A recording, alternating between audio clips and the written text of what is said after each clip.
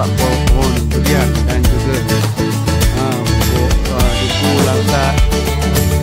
Ya, teruskan perjalanan kita untuk menaruh ke hutan mandi air terjun. Sekarang kita dah sampai ke air terjun. Kita nak mandi.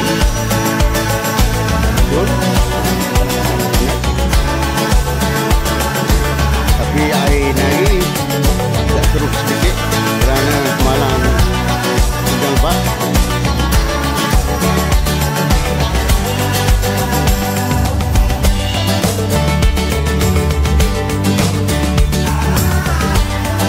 Ni istana yang akan terjadi nanti.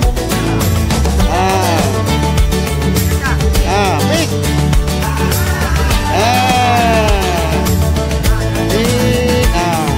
Istana. Ini pun batu istana. Batu istana. Macam buat istana masing-masing.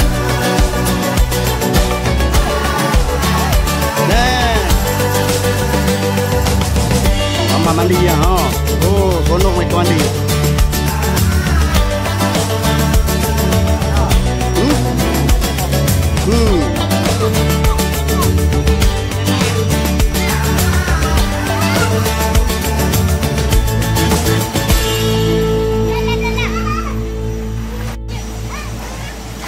Pertandingan renang sudah berakhir dan tak dimenangi oleh siapa-siapa.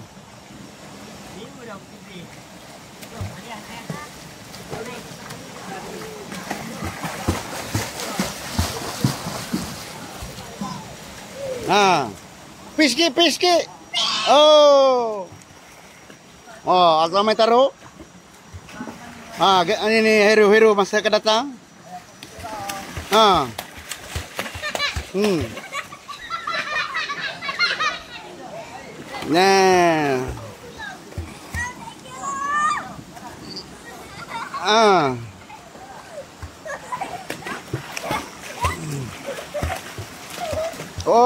Hero masa akan datang. Ini adalah jago renang yang akan menggantikan Michael Phelps.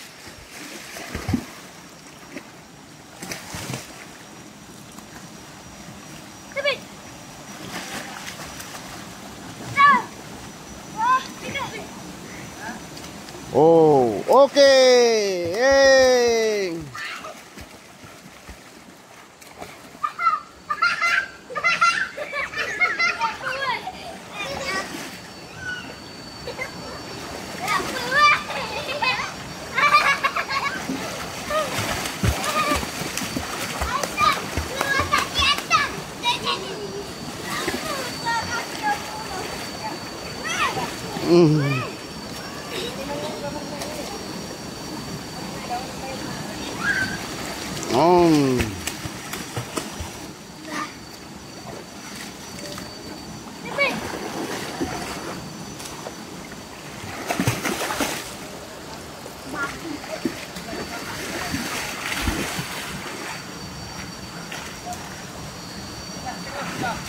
Jadi begitulah gambaran kita hari ini.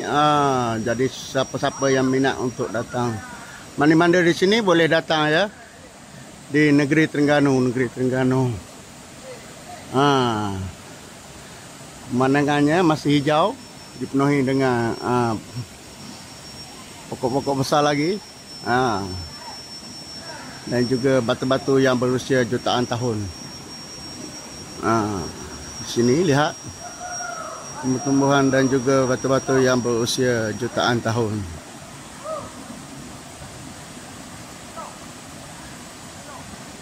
Jangan lupa untuk membawa keluarga anda sekali. Sekian, terima kasih.